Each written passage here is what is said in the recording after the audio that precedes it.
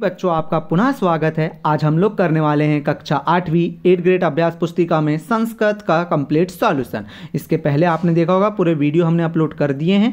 और आपको एक खास बात बता दें बच्चों, अगर आप वार्षिक में बहुत अच्छे अंक लाना चाहते हैं तो इस चैनल को सब्सक्राइब कर लीजिए, क्योंकि इसी चैनल में आपको बहुत अच्छे से पता चलेगा कैसे आप वार्षिक में पूरे में से पूरे अंक ला सकते हैं या पूरे सेम प्रश्न आपको यहाँ पर मिल जाएंगे।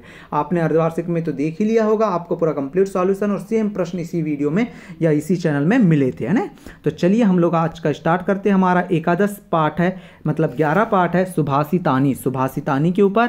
और पहला प्रश्न क्या कहता है, पहला प्रश्न आपके सामने देखेंगे, भारतीय कोशः कीदृशः।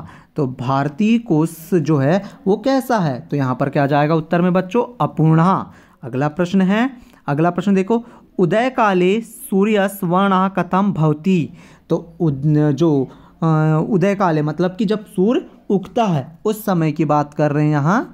तो यहाँ पर हमसे क्या बोल रहा है, सुबह के समय सूर्य कैसा दिखाई देता है। तो सुबह के समय जो सूर्य है वह तांबे के समान लाल दिखाई देता है, अस्त होते भी वैसे दिखाई देता है और उदय होते भी हमें वैसे ही दिखाई देता है। आगे देखें, लोके किम दुर्लभम, लोके किम दुर्लभम। तो यहाँ पर क्या आ जाएगा, नरोत्तम। क्या आ जाएगा बच्चों यहाँ पर उत्तर, लोके नरोत्तम दुर्लभम। अगला प्रश्न देखिए, अयम निज परोवेति इति गणना के कुर्वन्ति। तो लघु चेत साम। यहाँ पर उत्तर क्या हो जाएगा बच्चों आपका, लघु चेत साम। ठीक है बच्चों, लघु चेत साम मतलब समझते हैं ना आप, संकुचित मन वालों को क्या कहते हैं अपन, लघु चेत साम कहते हैं। मतलब जिसका हृदय छोटा होता है ना, उसको क्या कहते हैं आप, लघु चेत साम, विशाल हृदय रहना चाहिए ऐसा। अब आगे देखें, अगला है भारतीयः कोशे। अब ये एक वाक्य ना आ गए हैं बच्चों आपके सामने। तो भारतीयः कोशे कस्मात् वृद्धि मयाति। तो भारतीयः कोशे वयोतो वृद्धि मयाति। ठीक है बच्चों, इसका उत्तर लिख लेंगे आप लोग। अगला प्रश्न देखो, अगला प्रश्न क्या है, छाया मन्यस के कुर्वन्ति। तो छाया मन्यस आपको छाया कौन देता है, वृक्षा। आपको छाया वृक्षा देते हैं। लोके कवित्वम कृदसम, लोके कवित्वम न्यायपथ।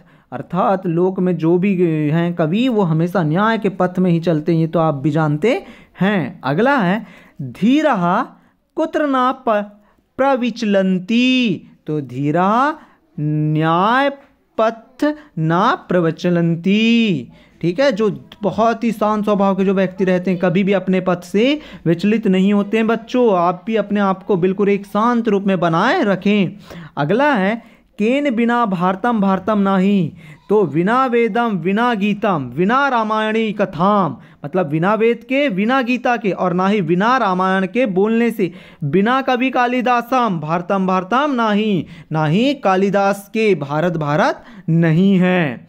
अगला प्रश्न क्या है बच्चों, अगला प्रश्न आपके सामने देखो, 10वां प्रश्न क्या कह रहा है, सत्पुरुषः इव के सन्ति। तो सत्पुरुषः किसके समान है पूछा हमसे। तो सत्पुरुष एव वृक्षा सन्ति। जो सत्पुरुष है वो लगभग एक वृक्ष के समान होता है। किसके समान होता है, सत्पुरुष या सज्जन व्यक्ति जिसको कहते हैं ना, वो एक परोपकारी व्यक्ति होता है। और परोपकारी व्यक्ति एक वृक्ष के समान होता है। क्यों, क्योंकि वह दूसरों को हमेशा छाया देता है ना जिस प्रकार, वैसे परोपकारी व्यक्ति हमेशा दूसरों की मदद करता है, वह अपने हित के लिए नहीं सोचता है। तो इसके लिए सत्पुरुषः हमेशा वृक्षा सन्ति, सत्पुरुष वृक्ष के समान है जो परोपकार का कार्य करता है। और वृक्ष भी परोपकार का कार्य करता है, कैसे, दूसरों को वृक्ष की छाया देकर। ठीक है बच्चों, तो इस प्रकार से हमने पूरा कंप्लीट सॉल्यूशन कर लिया इसका भी। अगर आपको कोई भी डाउट है तो कमेंट कर लीजिएगा। और वार्षिक में अगर आप पूरे में से पूरे अंक प्राप्त करना चाहते हैं तो वही कीजिए, चैनल को सब्सक्राइब, क्योंकि इसी चैनल में आपको पूरे सेम प्रश्न जैसा वार्षिक में आना है वैसा ही सेम मिलेगा। ठीक है बच्चों, हम मिलते हैं अगले वीडियो में। Thank you for watching student.